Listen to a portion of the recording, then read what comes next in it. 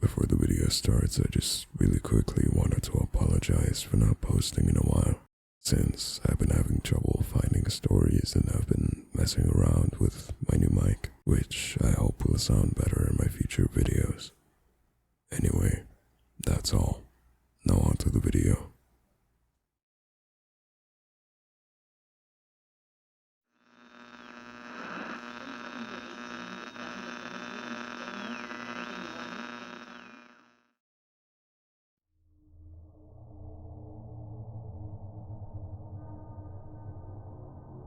I am back in the main university hall. I am safe. Everything is okay. I'm not sure what just happened, except that I was saved from something terrible. I don't know who saved me and how, but somehow a bunch of pigeons were involved. I swear those pigeons helped me to safety. I draw in some deep breaths to calm myself. I haven't run so hard since I was in the 500-meter dash in high school. I'm panting and sweat drips off my forehead and onto my laptop. Running that hard in the late morning heat and sun was no fun. But the cool air conditioning of the university hall is calming me further. As soon as I get these words out, I will go find my professor and the other students and pretend nothing has happened.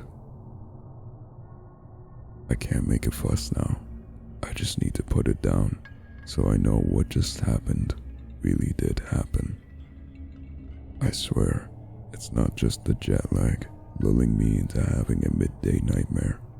I saw those men, and I was saved from them. I will tell everything from the start. It is my first time in the US, and my first time presenting at a proper academic conference.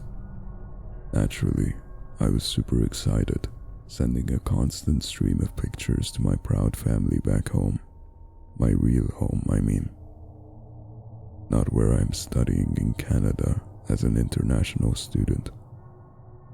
We arrived here 2 days ago from Canada. My professor and the lucky few grad students funded to go on this important conference and present our initial findings. However, after a full day in the air-conditioned university halls of the conference, and another early morning round of furious networking, shaking hands, and presentations, and so many names, combined with the jet lag, which seemed to be just hitting me, I felt the need to take a break and decided to explore this warm, sunny town on my own. At least, just for a bit. I get on well enough with my fellow students. Don't get me wrong, but at the end of the day, it is a very competitive and even hostile environment, as we all chase our professor's favor and limited funds and positions, and it's nice to get away from each other. It must have been around 10 a.m. that I left my companions on campus and started walking along the unfamiliar streets, taking in the varied and delightful sights and sounds. I knew, of course, how important the conference was and how privileged I was to be there, but really, I promised myself I would only be gone for 20 minutes, just a quick stroll to reset. About 5 minutes of walking, I became aware I was in a very different neighborhood than the elegant tree-lined campus I had just left. I went in a corner shop and bought a traditional style of local pastry, wanting to experience something other than the catered plastic conference food. In the shop, something about the way I was looked at, the downward avoidant sweep of the cashier's eyes, and the turn of the back of other customers made me feel quite conscious of my accent and skin color. Although it wasn't anything I hadn't already experienced in Canada. Nothing I could put my finger on. I paid politely, went out and sat on a street-side bench to enjoy my snack before finding my way back to the campus and rejoining my group. I leaned back on the bench, stretched out my legs, and let the sun warm my face. It reminded me of my home country. In fact, although I had been here for only one full day, and most of that was at the conference in the hotel, I felt more comfortable in this sun-soaked US town than I ever had in the chilly Canadian city where I now went to grad school. There was a grassy patch before the bench, and a group of pigeons were pecking and bickering about. The scene calmed me, and forgetting about the weird vibes in the shop, I broke off some pastry, crumbled it, and scattered it before them. The pigeons pecked at the crumbs hungrily and then looked at me, expecting more.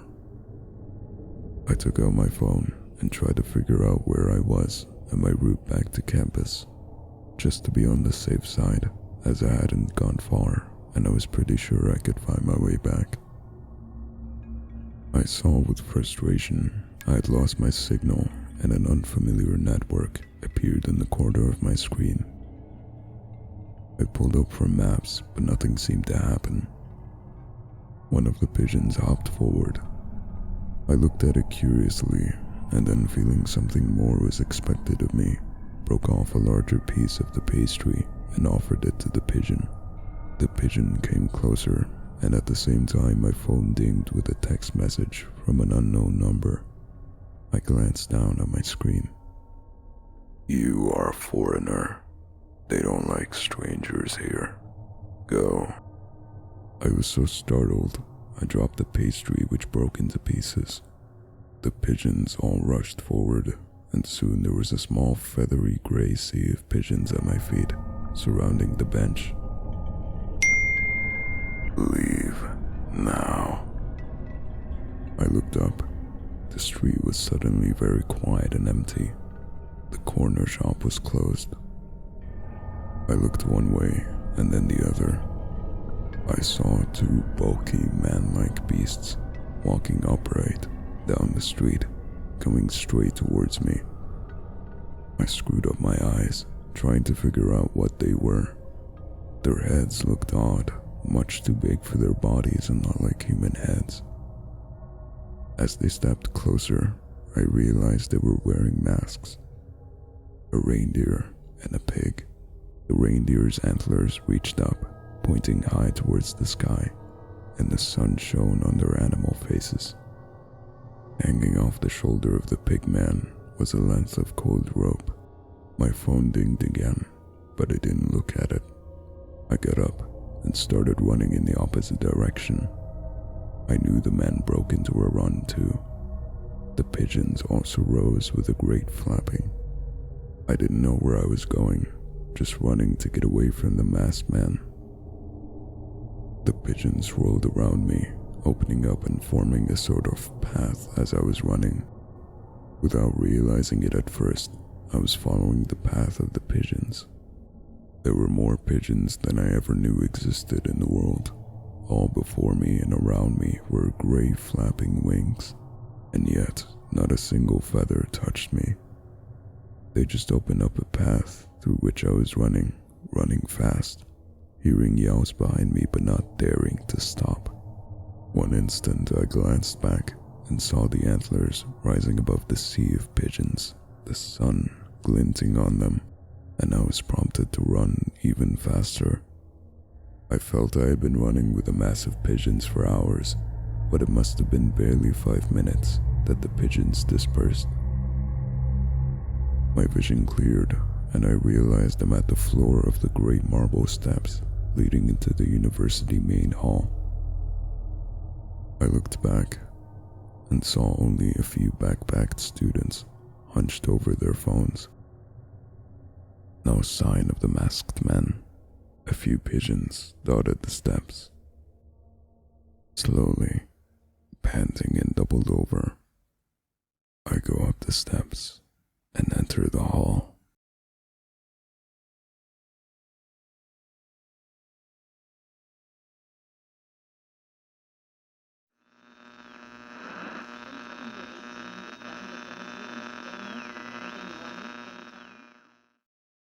At don't have much time to explain, so I'll try to give as much detail as I can. I live in a small neighborhood located on the outskirts of Arizona, and I barely interact with others.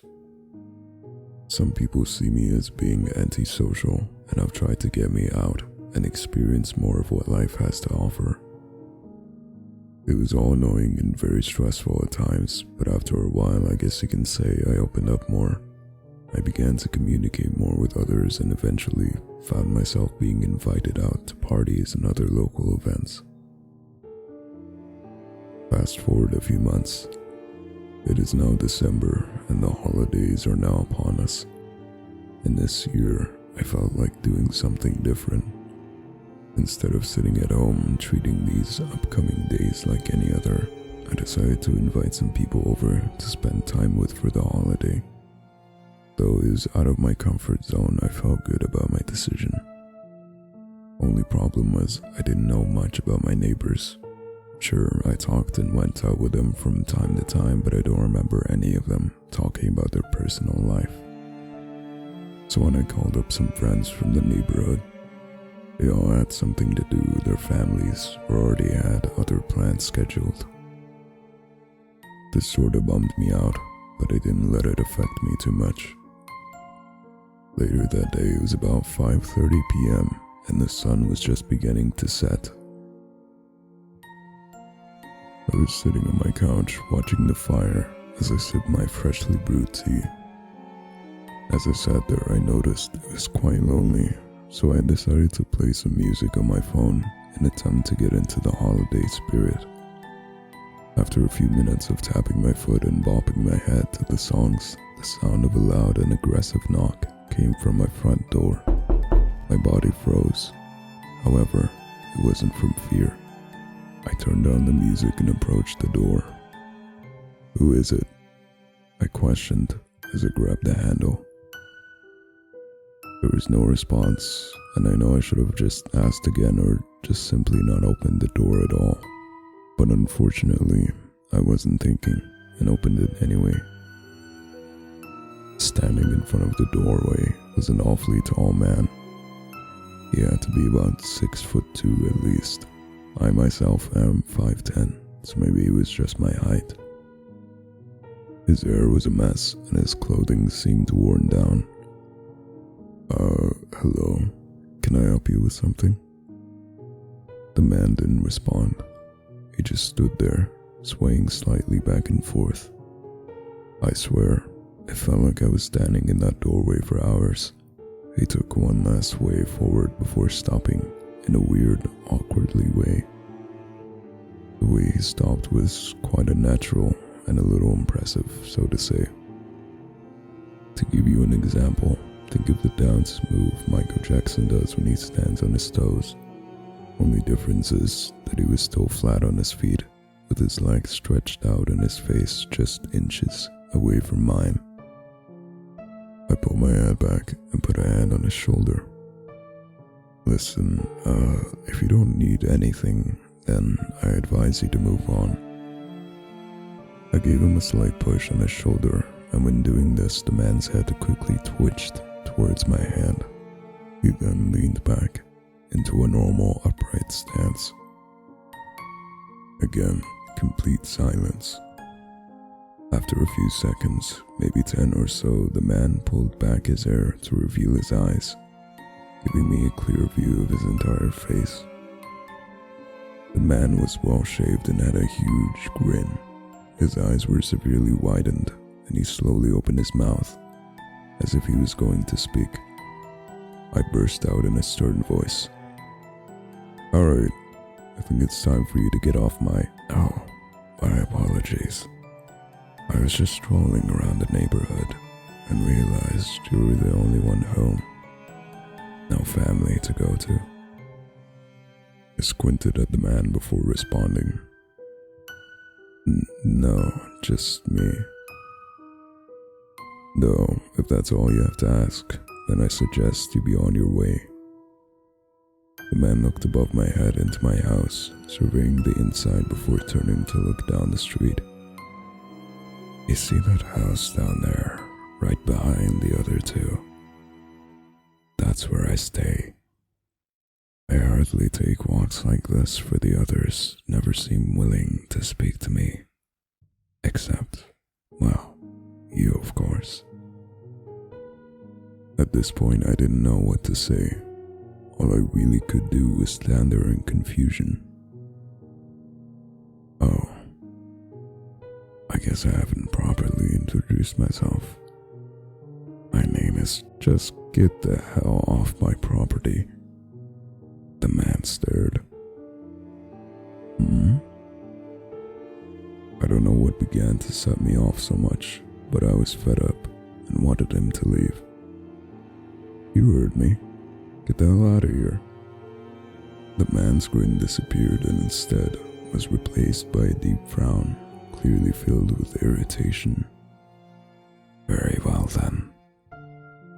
He turned around and walked off down the street towards the direction of his home. I closed my door and sat back down, too frustrated to continue playing music. I sighed as I rubbed my eyes. It was about 2 hours later, and it was now completely dark outside. I must have dozed off because I remember quickly opening my eyes and sitting up to see that the fire was out and the house was completely dark. I reached over to turn on the lamp beside my couch, and as soon as the light switched on, it switched right off. Huh? I tried turning it back on countless of times before getting up and trying other switches. None of the lights were turning on, and I assumed the power was out. I put on my shoes and coat and went out the back door to check the fuse box. Normally in some places, the box will be in the basement, but for mine, it sat right by my house, attached to the wall. I opened the panel and squinted as I flicked multiple switches back and forth. As I was doing this, I felt the feeling of being watched. I stopped what I was doing and turned around to see the man standing about a couple yards away. Now, there is a set of woods behind my house, and they aren't that deep, but it takes about 10 minutes to travel through. The man stood there, right in front of them, back facing towards me. After analyzing and making sure it was him and not some random, I shook my head and turned back to the fuse. Weirdo. After flicking one of the switches, a giant spark burst out from the box. Shit, I muttered, covering my face from the sparks. I turned to observe my surroundings, refusing to face the box out of frustration. That's when I locked eyes with him.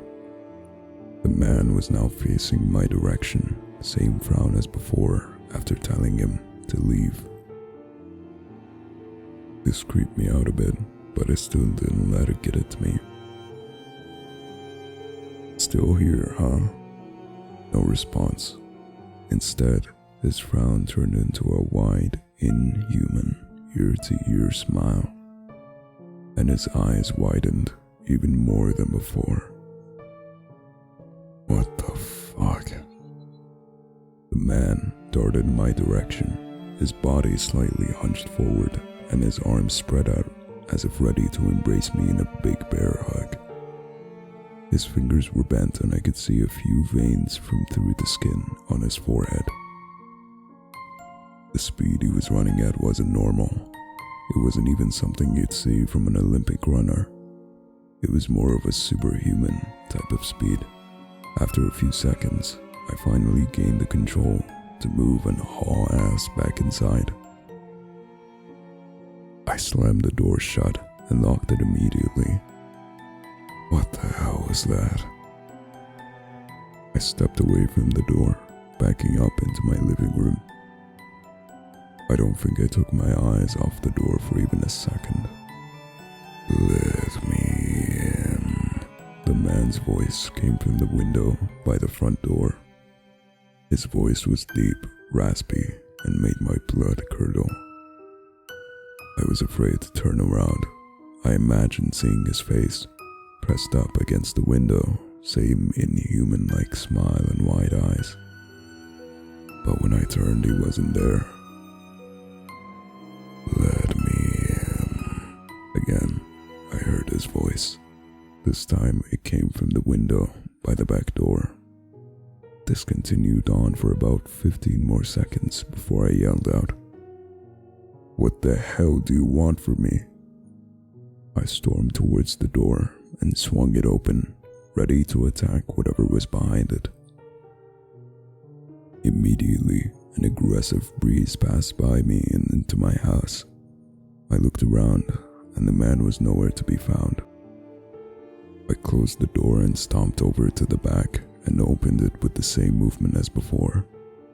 Nothing. After closing the door, I walked back into my living room, grabbed my phone, and did what I should have done at the very beginning: dial 911. It took a few rings for them to finally pick up. When they did, I didn't give them any time to speak. "Hello? There's a crazed man outside, and I need you guys to send somebody out quick." Silence. For about a second, it felt as if nobody was on the other end. That's when I heard his breathing. "I'm inside your house." The phone fell out of my hand as I felt a strong, sinister presence behind me. I hurried and ran upstairs to my room. I grabbed my laptop that sat on my dresser and slammed the door, jumping into the closet behind a set of clothes. It's been about 45 minutes and I can still hear him, moving around, whispering, calling out to me with laughter. He's getting closer, and it won't be long before he finds me. Calling the police didn't work, so I'm hoping this message will. I can hear his footsteps getting louder, heavier, and his voice turning into a more demonic tone. At this point, it sounds like he's crawling on the walls, or is it the ceiling?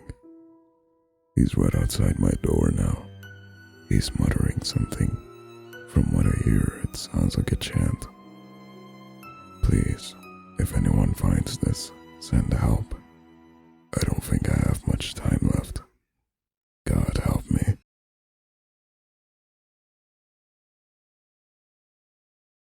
Hey there. Thank you for checking out my video. I hope you enjoyed it. Have a good night.